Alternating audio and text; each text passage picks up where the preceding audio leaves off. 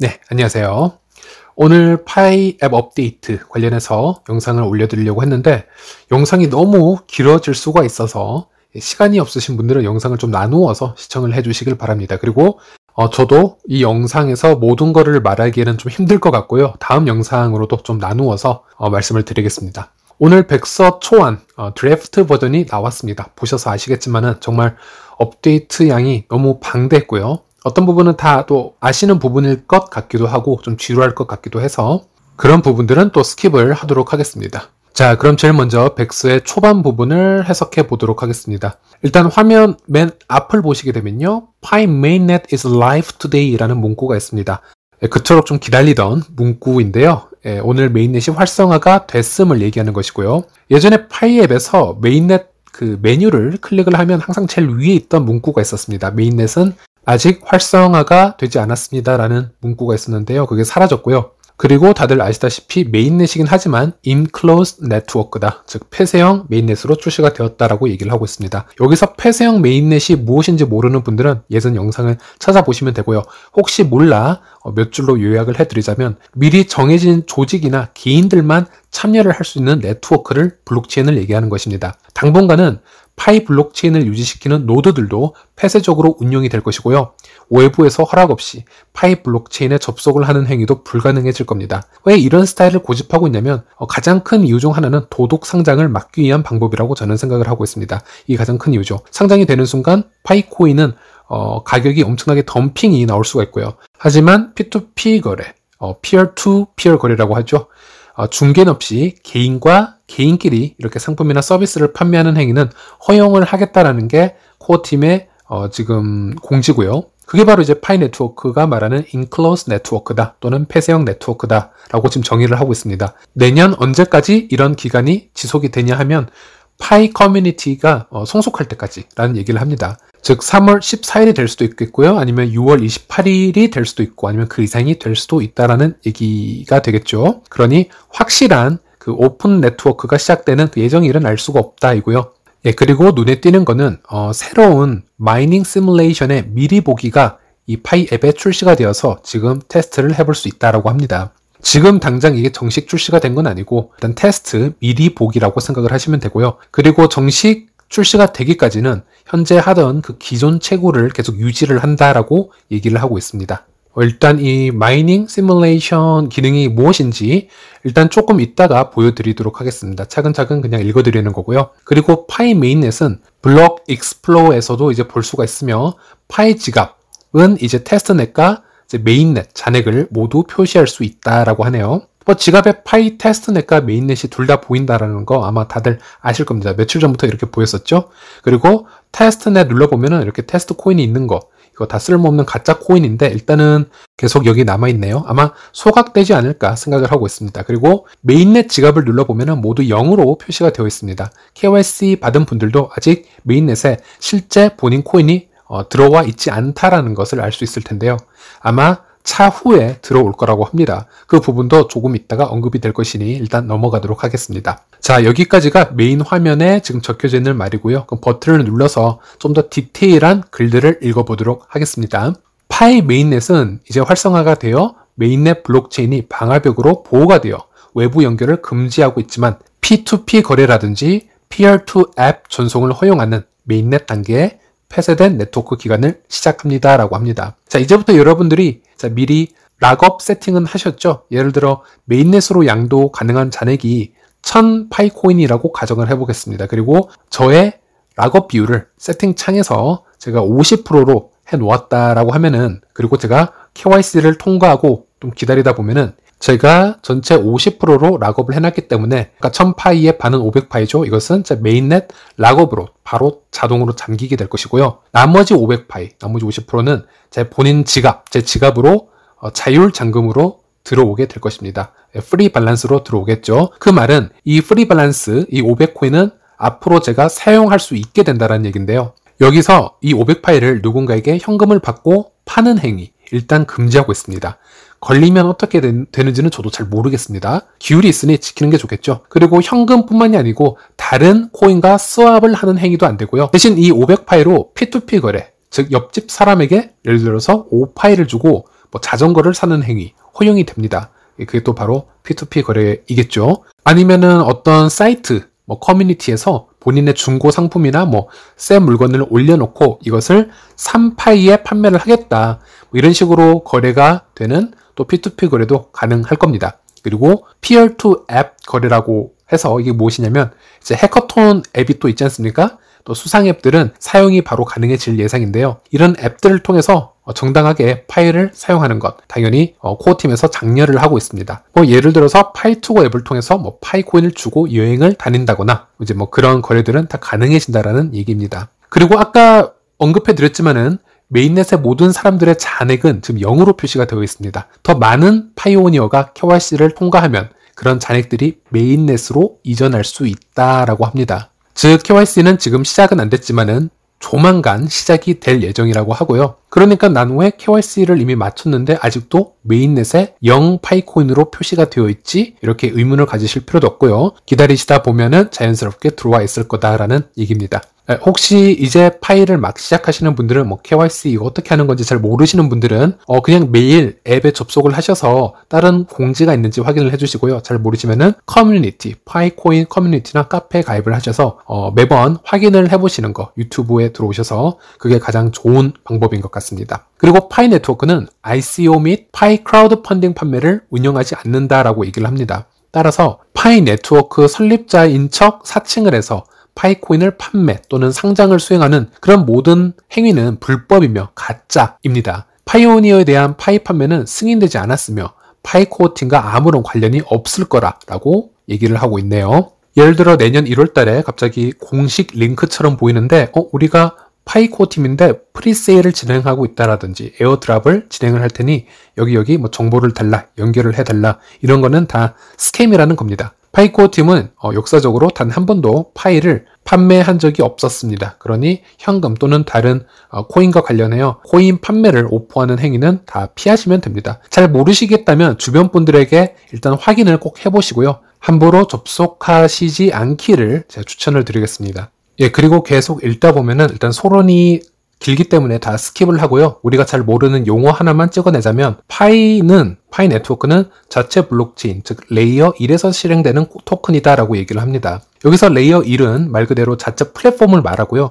비트코인이나 이더리움, 에이다나 뭐 솔라나, 뭐 아발란체, 이오스 뭐 이런 것들을 다 레이어 1 코인이라고 이해하시면 됩니다. 하지만 레이어 2는 기존 레이어 1에 얹혀져서 운영되는 코인으로 레이어 1의 운용성에 한계가 생길 경우에 그 확장성 문제를 해결해주기 위해서 예를 들어서 뭐 거래 처리 속도를 좀 더 높여주기 위해서 트래픽을 조금 완화시켜주기 위해서 사용되는 보조 네트워크라고 생각을 하시면 되고요. 비트코인의 라이트닝 네트워크라든지 뭐 이더리움의 폴리곤이나 오미세고 같은 게 레이어 2가 될 수 있겠습니다. 특히 요즘 많은 분들이 더 마르스를 또 얘기하고 있지 않습니까? 메타버스 무료 채굴 코인이라고 해서 많은 유튜버 분들이 얘기를 하고 있는데 그 코인 같은 경우는 폴리곤 네트워크 위에서 움직이는 코인으로 지금 개발이 되고 있고요. 즉 이더리움의 레이어 2에 있는 코인이기 때문에 뭐 거래 수수료라든지 속도가 빠른 장점을 또 어필을 하고 있습니다. 이더리움 레이어 1의 트래픽을 피해서 이더리움의 오프체인에서 즉 바깥에서 따로 계산을 해서 거래를 하는 네트워크가 폴리곤이니까요. 뭐 이런 식으로 이해를 하시면 될 것 같습니다. 어쨌든 파이는 레이어 1 블록체인이고요. 당연히 미래는 언제 어디서 나올지 모르겠지만 파이 네트워크를 또 지원을 해주는 레이어 2 네트워크도 나올 수 있습니다. 다른 이름으로 나올 수도 있는 거고요. 파이의 좀 조상이죠. 스텔라조차 수수료가 상당히 적기로 지금 유명하고 거래 처리 속도가 빠르고 에너지 효율이 좋다라는 이 스텔라도 스타라이트라는 스텔라 전용 레이어 또 2 기술을 얘기를 하고 있습니다. 이제는 블록체인들이 뭐 누구와 호환이 되고 누구에게 또 도움을 얻어서 더 빠른 확장을 하느냐 마느냐 이런 게 상당히 중요한 시대가 되고 있다는 거죠. 그래서 뭐 이 부분은 일단 알아만 놓으시면 될 것 같습니다. 그리고 바로 파이 공급량에 대한 제 얘기가 나오는데요. 여기를 보시면 파이 네트워크의 비전은 세계에서 가장 널리 사용되는 암호화폐인 파이를 기반으로 또 세계에서 가장 포괄적인 P2P 경제 및 온라인 경험을 구축하는 것이다. 이 비전을 실현하려면 블록체인의 보안과 파이 희소성을 유지하면서 네트워크를 성장을 시켜야 되고 파이에 널리 액세스할 수 있도록 하는 것이 상당히 중요하다라는 얘기를 합니다. 아주 중요한 얘기인 것 같습니다. 파이의 조상들이 저것들을 다 시도하려다가 다 무너지고 가격이 하락되고 다 좀 힘들어하고 있지 않습니까? 그런 타 코인들을 보면 백서가 다 훌륭합니다. 세계에서 가장 널리 사용되는 암호화폐가 되고 싶어 하고 온라인이든 오프라인이든 어디에서든 심지어 아프리카를 가거나 남미를 가도 본인들의 암호화폐가 사용되어지기를 바라고 있습니다. 그러기 위해서는 소수점으로 사용이 되면은 사용이 힘들기 때문에 코인의 발행량을 늘려야 되는 게 보통인데 그렇게 되자면 가격 상승의 어려움을 겪는 부분도 많이 봐왔죠. 최근에는 발행량을 상당히 좀 이렇게 적절하게 좀 낮춰서 가져가고 있다라는 것. 최근 새로운 코인들을 보면서 저는 많이 느껴왔는데요. 좀 조심스럽다고 해야 되겠죠. 어쨌든 파이가 지금 추구하고 있는 말들 이런 것들이 전혀 포장된 말 아니면 허황된 말처럼 들리진 않습니다. 철저하게 계산이 되어 왔었고 좀 현실적으로 이루어지고 있고 또 상당히 치밀해 보인다라고 전 느끼고 있는데 전혀 클리셰하게 들리지는 않는다라는 거죠. 만약 파이가 지금까지 한 500만 명 정도를 모은 그런 커뮤니티를 가진 코인이라면 전 애초에 파이를 시작도 안 했을 것 같습니다. 레이어 1 기술이고 뭐고 스텔라 컨센서스가 무엇이고 이런 것들은 별 의미가 없는 모멘텀이 없으면은 결국은 상장이 돼서 그저 그런 소소한 코인이 돼서 끝이 날 텐데 지금 그 얘기를 드리는 거고요. 파이 개발진도 여기에 대해서 상당히 고심을 하고 있었음을 좀 표현을 하고 있는데 예를 들어서 2020년 9월 또는 10월에 파이 네트워크의 첫 번째 코-인벤션에서 이런 주제가 또 표면화가 되었으며 파이 커뮤니티 패널들과 또 이런 부분에 대해서 중단을 해야 되는지 반감기로 가야 되는지 이런 논의했던 부분들 이런 거를 다 좀 서술을 하고 있습니다.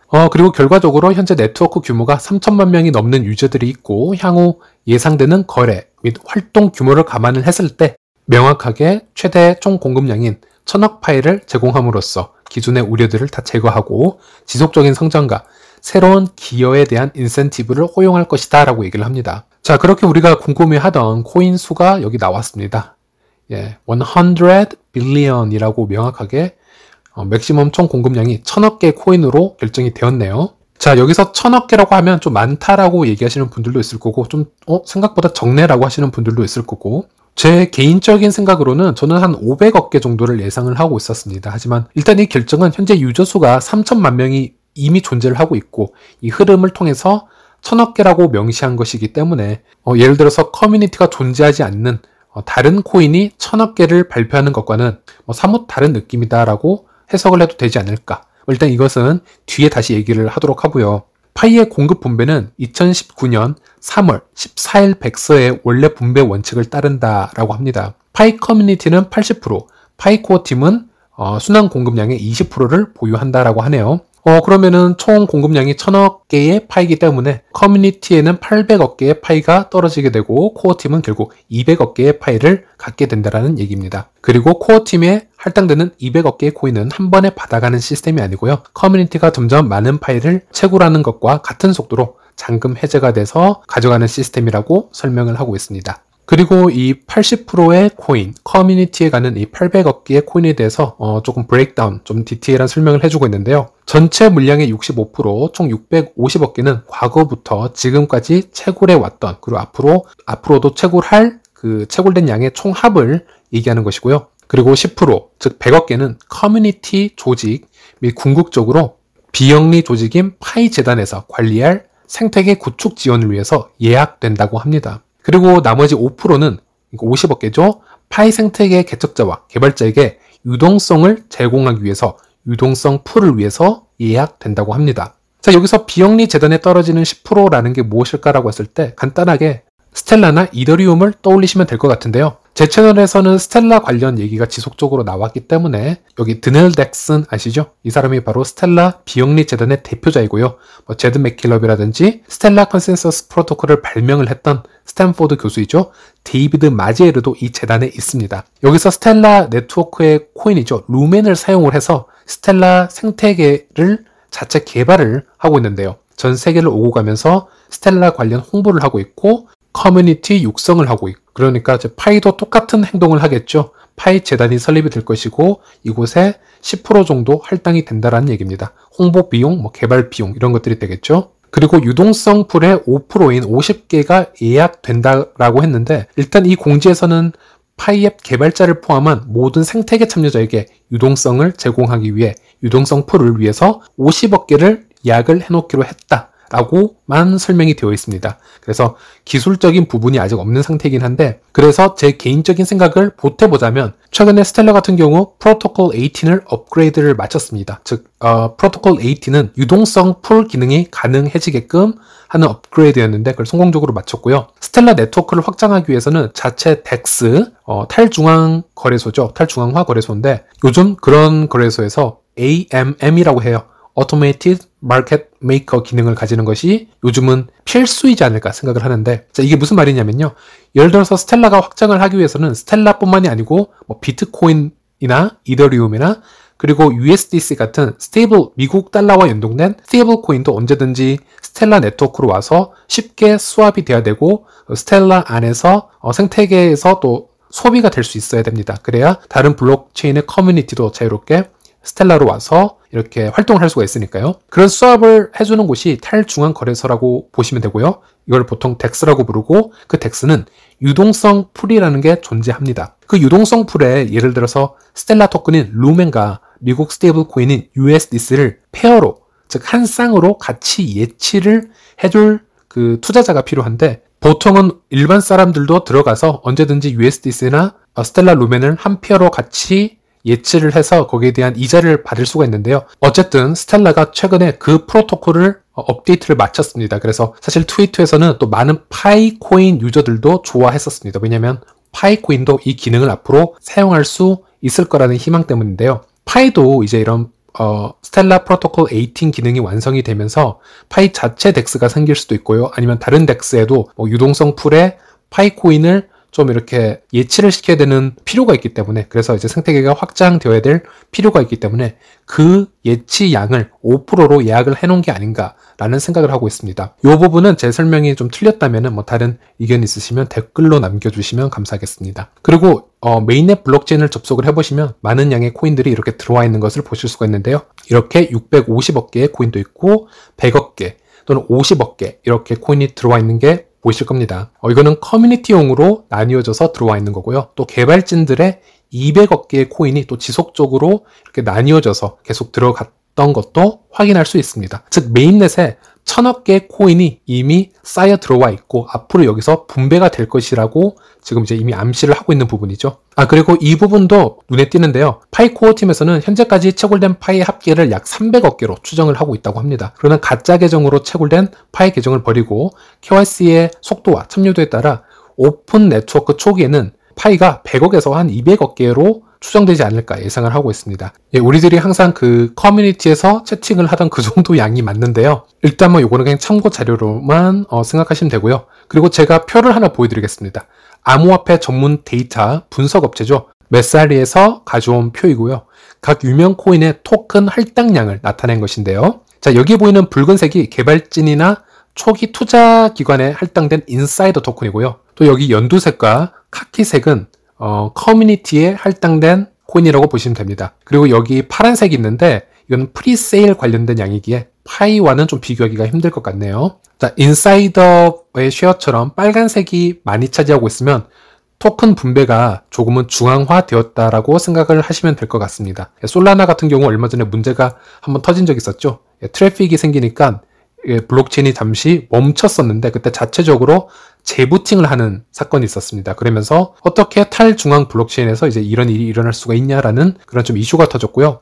그때 유명해졌던 그림이 이 50%에 해당하는 이 토큰 시어에 대해서 또 지적을 했었습니다. 보시면 테라가 56%, 아발란체가 42%, 바이낸스가 50%, 솔라나가 48%, 폴카닷이 33% 정도인데요. 그런데 여기서 파이는 붉은색 부분이 아마 20% 정도를 차지할 것 같습니다. 그래서 토큰 시어 면에서는 탈중앙화가 나쁘게 되지는 않았다라고 해석을 하셔도 될 것 같고요. 자, 그리고 다시 돌아와서 이 650개의 코인이 파이 커뮤니티에 뿌려질 건데 아직도 더 많은 코인들이 채굴이 되어야 합니다.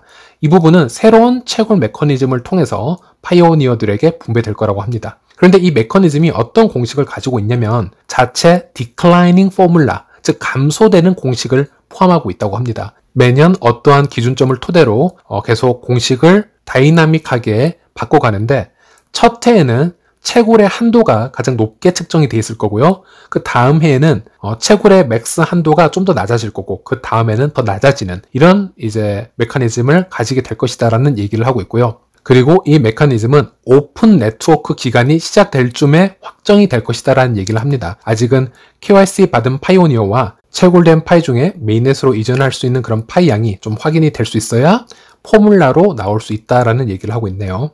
자, 그러면은 메인넷이 나오고 이런 새로운 공식들로 해서 어떤 식으로 채굴이 지속이 될지 한번 알아봐야 될 것 같은데요. 일단 파이앱을 킵니다. 그리고 제 와이프 파이앱으로 제가 좀 설명을 해드릴게요. 자, 제 와이프도 현재 락업을 결정을 해야 하는데 지금 상태는 그냥 1년 50% 락업으로 세팅이 되어 있습니다. 이렇게, 그리고 체크박스에 체크가 되어 있어야 락업이 자동으로 시작이 된다라는 거, 물론 KYC를 받아야겠죠. 그거 잊으시면 안 되고요. 체크를 안 하면 락업이 안 될 겁니다. 자, 그리고 락업을 하시더라도 채굴 버튼을 계속 눌러 주셔야 되는 거는 변함이 없습니다. 그리고 그 이후에 또 추가적으로 들어오는 파이코인이 있지 않습니까?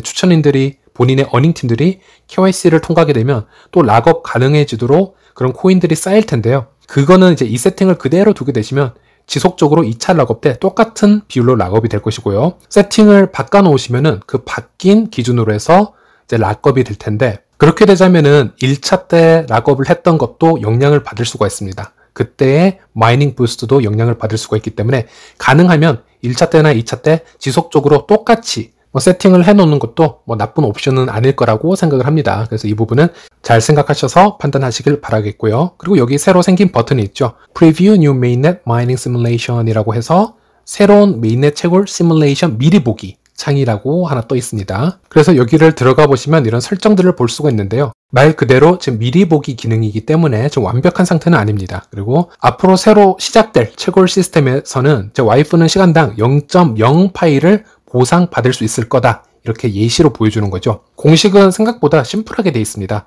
기본 비율이 시간당 0.0254 파이로 설정이 되어 있는데요. 자, 하지만 이것은 그냥 예시라고 합니다. 현재는 지금 얼마가 기본 비율이죠? 시간당 0.1이지 않습니까? 그런데 앞으로 반감기가 적용이 돼서 0.05파이가 될지, 아니면 더 떨어져서 0.001로 시작을 할지, 아니면 이 예시처럼 0.0254파이로 될지는 아직 아무도 모르고요. 오직 개발진만 알고 있겠죠? 현재 채굴하고 있는 파이오니어의 수와 총 채굴 가능한 남은 파일을 토대로 다이나믹하게 수치가 바뀔 거라고 합니다. 자, 그러면 당연히 시간이 가면 갈수록 이 숫자가 줄어들 것 같은 생각이 드네요. 그리고 이 다음 수치는 제 와이프의 방패 상태와 락업 상태를 합쳐서 거기에 기본 100%를 합친 값을 얘기를 하는데요. 심플합니다. 제 와이프는 방패 5명을 다 모았기에 100% 지금 받았고요. 또 아까 보여드렸던 락업 상태가 132.17%로 마이닝 부스트가 있었거든요. 그 수치를 가지고 온 거고, 그래서 이거의 합계는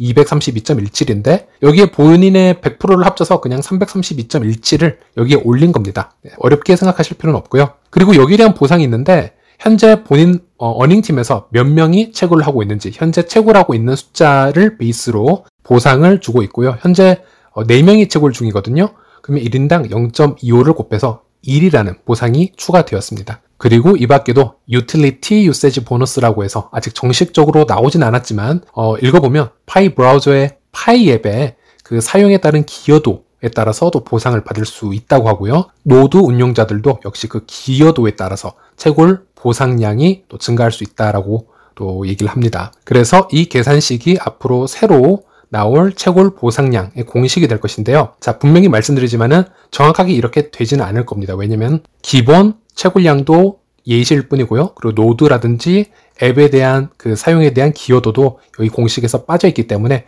정확한 답을 지금 추론할 수는 없고요. 또 다시 정리를 해드리자면 그냥 락업 비율이 높을수록, 그리고 추천인을 많이 모을수록 당연히 채굴률이 높아질 것이고요. 또 추가적으로 노드나 생태계 앱에 대한 그 사용이나 기여도가 높을수록 또 보상량이 증가할 수 있다는 겁니다. 이 앱 관련 보상과 노드 관련 보상에 대해서는 따로 언급이 되어 있지만은 이거는 다음 영상에서 얘기를 해드리도록 하겠습니다. 자, 그리고 이제 KYC 관련 얘기로 넘어가서 파이오니어가 KYC를 완료하려면 6개월의 유예 기간이 있다고 합니다. 이 기간을 놓치면 당연히 본인의 코인을 메인넷으로 보내지 못하게 될 것이고요. 메인넷이 출시되자마자 모두 동시에 KYC를 하는 건 아니므로 바로 6개월이 카운팅이 되는 건 아니라고 또 얘기를 합니다. 개인마다 시간차가 발생을 하게 되겠죠. 그래도 6개월이라는 시간은 아주 충분하다라고 또 생각을 하고 있기 때문에 일단은 KYC 인증을 위해서 여권이나 민증, 면허증 등등 사용할 아이디를 한번 다시 점검을 해보시고요. 매일 KYC 관련 업데이트가 있는지 확인을 해보셔야 할 것 같습니다.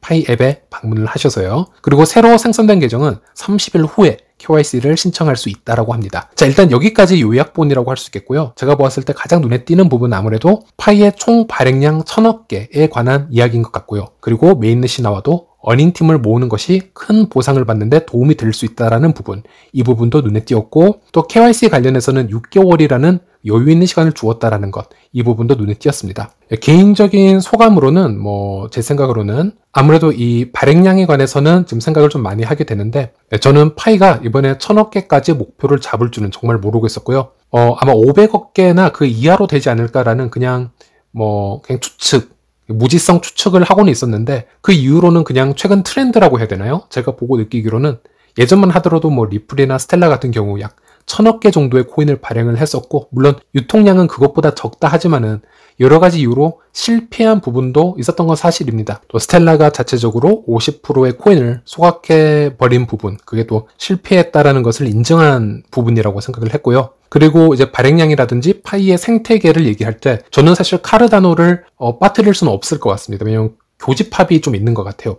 비슷한 부분이 있기 때문에 카르다노 또한 전 세계 30억 인구가 사용할 수 있도록 지금 계획을 하고 있는 코인이고, 지금 현재 한 450억 개 정도의 최대 발행량의 유통량을 300억 개 정도로 지금 가져가고 있는데요. 또 제 채널에 제가 언급해드렸던 월드코인이라든지 샘 알트만이 운영하는, 아직 ICO도 안 했는데 유니콘이 되어버렸죠.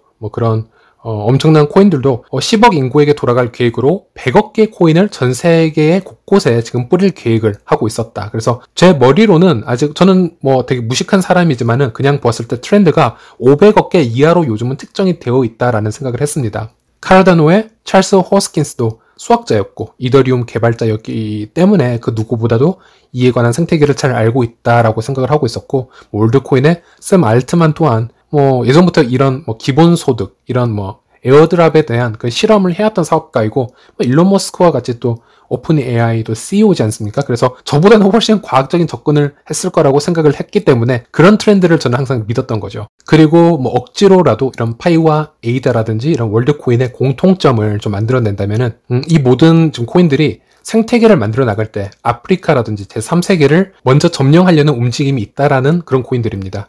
NFT나 지금 핫한 시장에만 뛰어든 게 아니고 진짜 실생활에서 법정 화폐가 이룰 수 없는 부분을 우리 암호화폐로 대체를 하겠다라는 그런 좀 로드맵이 있는 코인들을 제가 비교를 해왔다라는 거죠. 또 그런 코인들을 좋아하고요. 자, 그래서 당연히 파이도 이런 흐름을 타서 500억 개에서 멈추지 않을까라는 생각을 했었는데 완전 빗나갔고요. 그리고 일단 발행량만 가지고 코인 가치를 얘기를 할 수는 없겠죠. 단순 비교가 불가능하니까요.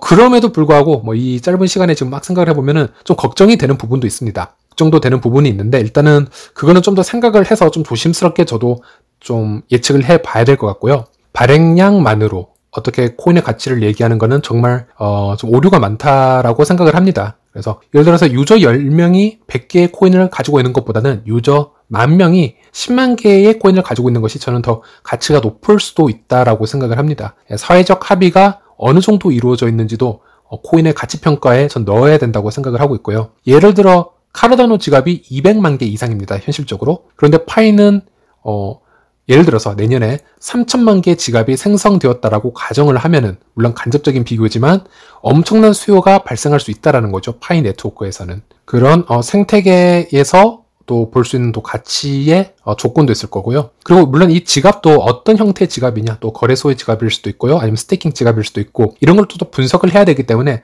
사실 너무 단순 비교를 하는 거를 저는 또 좋아하지 않습니다. 왜? 제 스스로 납득이 되지 않기 때문에. 그래서 일단은 파이코어 팀에서 보았을 때 어느 정도 자신이 있어서 1000억 개까지 발행량을 얘기한 것이 아닌가라는 일단 생각을 해보고 있고요. 여기 대해서는 저도 상당히 흥미롭게 한번 지켜봐야 될 것 같습니다. 틀림없이 1000억 개라는 것은 많은 발행량이 많습니다. 그런데 이미 3천만 유저가 활발하게 또 활동을 하는 그런 커뮤니티이기 때문에 어느 정도의 또 시너지 효과를 가지고 올 수 있을 것인가, 이 부분을 되게 흥미롭게 보면 될 것 같고요. 일단은 너무 정신없이 영상을 업로드를 해서 저도 이제 일을 마치고 지금 막 들어와서 마구잡이로 지금 리뷰를 하는 거라서 머리를 좀 식힌 후에 다시 다음 영상에서 찾아뵐 수 있도록 하겠습니다. 시청해주셔서 감사합니다.